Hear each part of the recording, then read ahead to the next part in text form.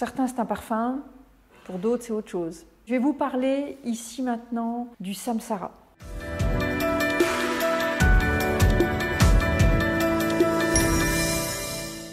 Namasté, chère flamme divine. Donc, je vais vous parler aujourd'hui, dans cette vidéo, de samsara et nirvana. Quelle est la différence entre l'un et l'autre? Déjà, la première chose, c'est qu'il existe un parfum qui s'appelle samsara. Je ne vais pas faire de la publicité pour eux, surtout quand je vais vous expliquer à quoi ça correspond. Forcément, le samsara, vous n'aurez pas vraiment envie de vous parfumer au samsara. D'un point de vue hindouisme, bouddhisme, par exemple, on parle beaucoup du samsara et du nirvana. Le samsara, en fait, ça peut correspondre à ce qu'on appelle communément en Occident la troisième dimension, la 3D par exemple. Le samsara, c'est vraiment finalement la dynamique qu'il y a sur la Terre de naissance, vie, mort, réincarnation, donc renaissance, revie, remords, réincarnation, etc.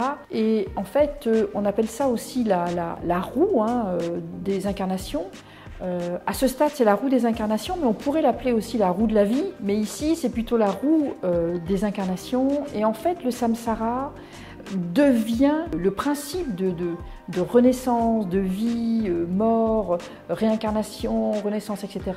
Eh bien, devient un peu comme un enfermement. Pourquoi? Parce que est-ce qu'on a vraiment le choix? Est-ce qu'on veut vraiment être là? Est-ce qu'on vit ça en conscience? Est-ce qu'on vit assez en conscience? Est-ce qu'on meurt assez en conscience? Est-ce qu'on revient assez en conscience, etc. En réalité, non. Pourquoi? Parce que ici, dans ce monde matériel, de matière, le corps c'est aussi la matière, c'est un plan de vie où on est comme, entre guillemets, piégé dans ce cycle infernal de la vie et de la mort, ce cycle infernal de « ok, je nais, je vis », mais finalement, quand je nais, est-ce que je me rappelle de ma naissance? Est-ce que quand je vis, je suis vraiment pleinement conscient, etc. Donc en fait, pour résumer, le samsara, c'est à la fois l'espace dans lequel on se réincarne, ici sur la Terre, et c'est à la fois la dynamique de la réincarnation, de la vie et de la mort, incessante en fait, où on pourrait... comment je peux dire ça? Moi, des fois, je vois ça un peu comme une balle de flipper qui est ballottée au gré de l'océan, de la vie et de la mort. Et c'est pas toujours... la vie n'est pas toujours facile, la mort n'est pas toujours facile, le départ n'est pas facile, le retour n'est pas facile, etc. Si vous observez, est-ce qu'on peut dire qu'il y a une personne qui est heureuse à 100% sur la Terre? Non, parce qu'il n'existe pas une personne qui soit heureuse tout le temps à 100%, d'accord? Et quand on dit heureux, c'est le bonheur véritable, le bonheur intérieur, le bonheur extérieur, etc. Rien à voir avec l'argent, rien à voir avec le bonheur que quelqu'un pourrait nous procurer, etc. Le but de ce que nous avons à faire dans ce samsara, une façon d'être moins piégé dans le processus d'incarnation et de réincarnation, eh bien c'est justement de rechercher l'équilibre, le bonheur, la conscience, dans cette dynamique justement d'inconscience, on appelle ça aussi l'enfer du froid et du chaud, c'est-à-dire que quand je dis on, c'est dans le bouddhisme, on qualifie aussi la vie, c'est vrai que des fois on a trop chaud, on a trop froid, c'est pas facile de se dire je suis bien. Faites le test, par exemple, dans une journée, déjà il y a des personnes qui se lèvent du mauvais pied, mais une personne qui va se lever en joie, par exemple, et qui va vivre sa journée, est-ce qu'elle va pouvoir, tout en étant en conscience, ne pas être affligée, ne pas rencontrer d'obstacles, ne pas rencontrer de difficultés, ne pas rencontrer de souffrances, etc., etc. Non. Moi, je me suis amusée à ça, à me dire, voilà, je suis en conscience, je suis en parfait état d'alignement, en tout cas le plus possible, et je vais vivre ma journée, et celle d'après, et celle d'après, et il y a toujours quelque chose à gérer. Alors bien sûr, quand on est conscient, c'est beaucoup plus facile, mais il y a toujours un obstacle qui vient, c'est un obstacle intérieur, une blessure, des émotions, quelque chose qui se manifeste. J'ai vécu ça il n'y a pas longtemps, par exemple, et je me suis amusée, entre guillemets, c'est beaucoup de travail, d'être conscient depuis le matin passer toute sa journée jusqu'au soir. Et ben, vous savez ce qui s'est passé? Les émotions sont ressorties la nuit. Des peurs se sont manifestées la nuit. Des espèces de trucs comme quand on est dans le grand 8, en pleine nuit, parfaitement allongé, tranquillement, au calme, des sensations comme si j'étais dans le grand 8, etc. Parce que quand on recherche un principe de maîtrise et de conscience, d'alignement, les choses ressortent à un moment ou à un autre de toute façon. Il y a beaucoup de choses à dire en fait sur le samsara. On dit que le samsara, c'est aussi le monde des phénomènes. C'est-à-dire que, imaginez que la vie sur la Terre, la vie dans notre société, ce soit comme un océan. Un océan, on ne peut pas exiger de l'océan qu'il n'y ait aucune vague qui s'élève comme ça. Il y a toujours une vague, 2 vagues, 100 vagues, 1000 vagues, 100 000 vagues qui vont se manifester. Et pour nous, ça veut dire quoi? Ça veut dire qu'on n'est pas comme un lac tranquille, même si on le voudrait, avec la tête par exemple, ou même si avec la conscience, on va tout faire pour tendre vers ça, ben, c'est pas évident. Parce qu'il y a toujours quelque chose, une émotion, une cicatrice, une douleur, un souvenir, notre passé, notre futur, une crainte, ou une personne qui va venir nous piquer dans ce... Même si ça pique, au début on ne s'en rend pas forcément compte, on a la maîtrise, mais le monde, encore une fois, enfin le monde, la société, la vie sur la Terre, c'est vraiment le monde des phénomènes, on peut vraiment l'appeler le samsara. Donc ça veut dire quoi? Ça veut dire qu'avant de venir au monde, notre âme le sait. Elle sait qu'une part d'elle va descendre dans ce marécage, entre guillemets. Hein. Vous imaginez que l'âme, c'est la fleur du nénuphar, par exemple, qui s'élève au-dessus de la vase, et que nous, par exemple, nous sommes la part de l'âme qui est courageuse, volontaire, presque inconsciente, à dire « youpi, je vais plonger dans ce marécage et je vais essayer d'y voir clair ». Essayer d'y voir clair dans un marécage, pas évident. Il y a différentes façons d'aborder cette chose, il y a différentes façons de le représenter, de l'imager. Ce qu'il faut comprendre, c'est que pourquoi est-ce qu'il y a tant de personnes qui veulent tendre vers leur spiritualité? À un moment, il faut comprendre ça. Le monde des phénomènes, le monde de souffrance, donc cette balle de flipper qui est ballottée de partout, ou l'intensité de cette vase dans ce marécage, ou la troisième dimension, on parle de la même chose, c'est inéluctable pour l'instant. Donc, alors vous allez me dire, oui, mais on fait quoi? On n'a plus que les yeux pour pleurer, qu'est-ce qu'on fait ici en fait, hein? Et le défi que nous avons, le challenge que nous avons, l'objectif que se donne notre part de lumière, que ce soit l'âme ou d'autres parts de nous, eh bien l'âme se lance des défis. Et justement, un des plus grands défis que l'âme se lance quand elle envoie une part d'elle ici dans cette dimension, dans ce samsara, eh bien c'est justement, comment je peux dire ça, c'est de trouver quand même, de retrouver la voie de la sagesse intérieure, de retrouver la voie intérieure de la sagesse, de la connaissance, de la lumière, de reconnecter ou de renforcer la connexion justement, d'être le plus conscient possible, voire super conscient, etc. etc. Donc le samsara, comment dire, plutôt, si je pourrais comparer, si je pouvais donner, j'ai envie de dire, l'antidote au samsara, c'est aussi le nirvana. C'est-à-dire que le samsara, c'est vraiment l'ambiance 3D dans laquelle nous sommes, qui est lourde, dense et qui n'épargne personne, d'accord? Et le nirvana, c'est ce vers quoi nous devrions tendre. Alors, je vais détailler maintenant. Dans ce samsara, la majorité des gens, pour ne pas dire la totalité, dans le processus d'incarnation, il y a tellement de voiles, tellement de densité et d'opacité qui viennent se mettre ici sur une personne, autour d'une personne, autour de son regard, autour des chakras, au-dessus des chakras, etc., que la majorité des gens sont bouchés. D'accord? C'est-à-dire qu'ils ne voient pas, ils n'entendent pas, ils ne sentent pas, etc. Donc ça veut dire que leurs sens se limitent à manger, boire, dormir, entendre par les discussions avec les uns et les autres, mais ils ne vont pas chercher plus loin. ça peut se comprendre, c'est parce que aussi tous ces sens étant assez obstrués, bouchés, la majorité des humains ne ressentent pas forcément le besoin de faire autre chose que les besoins primitifs, les besoins plus archaïques.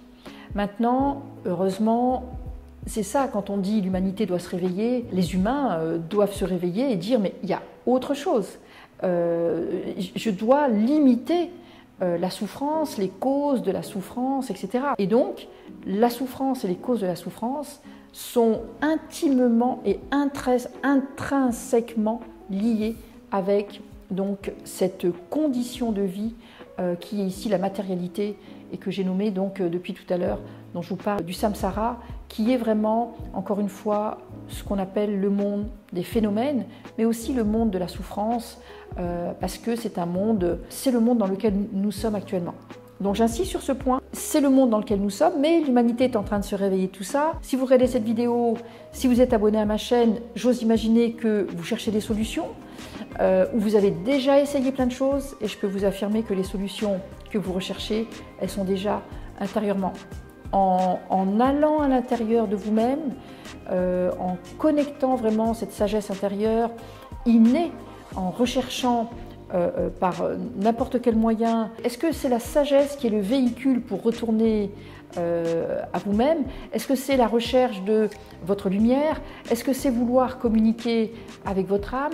Est-ce que c'est vouloir communiquer avec vos guides qui en réalité, ça se traduit par ça, mais en réalité, une part de vous intelligente se dit « Ah mais en réalité, il faut que je fasse quelque chose pour sortir de ce bazar ». D'accord? Eh bien, à partir du moment où vous développez cette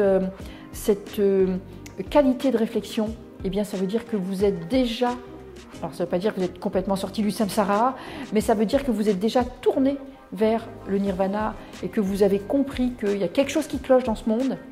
Vous avez compris que, enfin, vous et votre âme, votre âme vous a suffisamment secoué, parlé, envoyé d'informations pour que vous ayez compris qu'à un moment ou un autre, il y a eu un déclic et que vous vous soyez dit « Ok, il y a la vie ici, mais je dois m'impliquer plus dans mon bonheur véritable, je dois m'impliquer plus dans mon évolution, mon ascension, mon élévation, etc., etc., etc.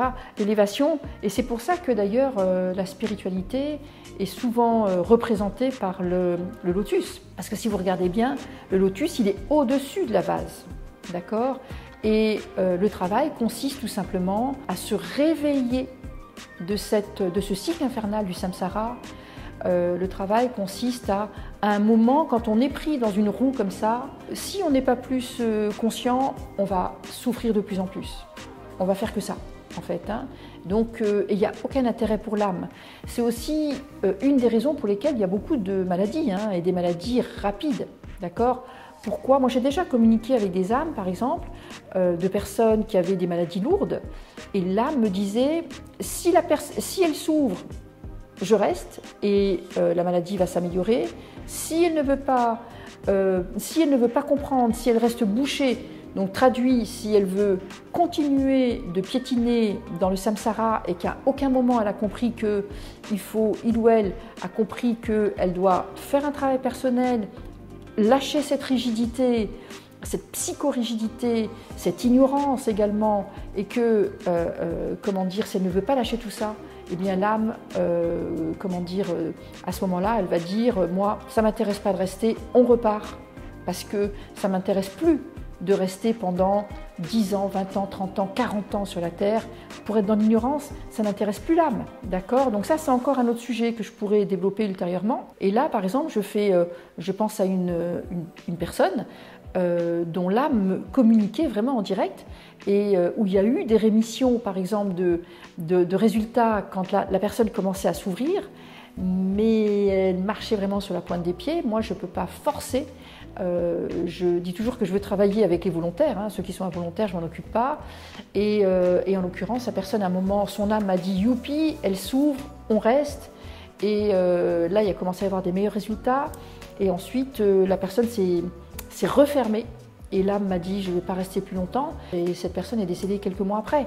Mais l'âme m'avait expliqué. Elle m'a dit « Je ne vais pas rester parce que il n'y a pas d'intérêt. Pour une âme évoluée, ou une âme enfin, toutes les âmes sont évoluées, hein, mais il y en a qui décident de ne pas évoluer, c'est leur choix. Elles sont évoluées, mais elles peuvent dire, dans cette vie, j'ai prévu, je ne veux pas évoluer. Pourquoi, par exemple? Tout simplement parce qu'une âme peut dire, à travers cette ignorance, une âme peut dire, je sacrifie cette vie-là, parce qu'il va y avoir tellement de souffrance, la personne va aller tellement loin de son centre, de son équilibre, que la prochaine fois, la prochaine incarnation, à la première occasion, la personne dira non, non, je ne vais pas aller me perdre dans toutes ces distractions, dans cette ignorance, dans ce samsara, parce que je sais où ça mène nulle part. Et là, ça fait des personnes qui sont hyper motivées, très volontaires, on ne peut pas les arrêter, des personnes qui se réveillent très tôt. Donc en général, les personnes qui se réveillent très tôt, elles en ont bavé dans les autres vies, par exemple. Alors, soit elles en ont bavé dans les autres vies, et après, elles ont passé des vies entières à étudier. Donc ici, pour vous, parce que cette vidéo, elle est pour vous, ici sur ma chaîne YouTube, bon, donc ici, pour vous, comment dire, c'est vous qui décidez, d'accord? Ma chaîne, c'est une chaîne spirituelle, hein. Je partage une spiritualité pratique, pratico-pratique, donc je vous donne des clés essentielles pour être dans ce bonheur authentique, véritable, qui ne dépend pas des conditions et des causes extérieures, d'accord? Et donc, par rapport à ça, ce que je vous invite à faire, c'est déjà, comment je peux dire ça? Déjà, il faut mettre une intention. Déjà, il faut être volontaire de vous à vous, hein. Il n'y a nulle part où aller, hein. Et déjà, comprendre et méditer, par exemple, sur le contenu de cette vidéo que je suis en train de vous transmettre. Donc, s'il y a de la souffrance, c'est pas votre belle-sœur, votre belle-mère, votre patron, l'État, les impôts, le SMIC ou je ne sais quoi, c'est la condition de vie dans la troisième dimension. Quels que soient les gouvernements, c'est pas eux qui vont résoudre vos questions et vos problèmes et vos réponses. Ils ne vous apporteront pas de réponses spirituelles, c'est à vous d'aller les chercher. C'est malheureusement la spiritualité, comment je peux dire, la spiritualité alignée, saine, qui rend libre, n'est pas enseignée à l'école malheureusement. Je ne vais pas parler des religions ici, ce n'est pas mon rôle, mais donc ça veut dire quoi? Ça veut dire qu'en Occident, vous n'avez pas forcément été formé à tout ça, d'accord, depuis l'enfance, mais à un moment, en tant que femme, homme, adulte, eh bien c'est à vous d'aller chercher l'information. Mais attention, ce n'est pas parce que vous devez aller chercher l'information ou au moins vous ouvrir à autre chose que vous devez aller n'importe où, suivre n'importe qui. Comme je le dis toujours, exiger vraiment exiger des références de la personne que vous allez suivre ou qui va vous parler, par exemple. Aujourd'hui, il y a beaucoup de personnes qui partagent, d'accord, des contenus. Je ne vais ni critiquer ni encenser ces personnes-là. Le but, c'est que je me doute que chaque personne, chaque âme a envie de faire évoluer l'humanité et sa propre humanité. Mais si vous voulez accélérer votre éveil, votre évolution, votre libération aussi, hein, de ce samsara qui correspond à l'éveil, eh bien, comment dire, ce que je vous recommanderais, c'est de rechercher des enseignements authentiques par des personnes qui sont alignées dans ce sens-là, qui incarnent vraiment leur spiritualité et surtout qui ne se sont pas réveillées avant-hier en disant tiens, ça c'est sympa, je vais en parler, je vais créer une communauté, puis je vais faire quelque chose, je vais faire du bruit. Ça va entretenir le samsara, mais ça ne va pas vous amener vers un état plutôt de grâce, de mieux-être, etc., etc. Ce que je veux préciser aussi, c'est que par rapport à cette histoire de samsara et nirvana, on ne peut pas s'éveiller en une seule vie, d'accord? Il y a toujours des exceptions, et tant mieux pour ces exceptions qui s'éveillent en une seule vie, mais la majorité des personnes qui ont enclenché une dynamique d'éveil, donc j'ai envie de dire hors du samsara ou hors de la 3D, on parle de la même chose, ça se fait en plusieurs vies. Donc Ça, je suis désolée, moi je ne suis pas là pour vous annoncer des choses que vous voulez entendre ou pour faire du bruit pour faire du bruit, ça ne m'intéresse pas. C'est pour ça que je préfère d'ailleurs en général donner des enseignements à des volontaires, à des étudiants qui s'engagent dans leur programme de formation, etc. Plutôt que j'aime bien aussi transmettre des contenus ici sur ma chaîne YouTube, des contenus offerts, d'accord.